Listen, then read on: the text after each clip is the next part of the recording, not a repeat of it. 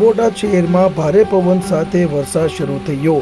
ભારે ઉકળાટ અને ગરમી વચ્ચે બપોર બાદ વરસાદ વરસ્યો હતો।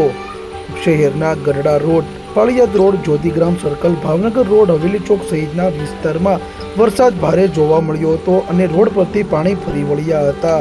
વરસાદ થતાં ખેડૂતો અને શહેરીજનોમાં પણ આનંદ છવાયો હતો।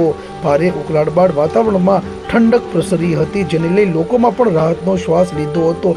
મેઘરાજાએ આજરોજ ધમાકેદાર એન્ટ્રી કરી હતી।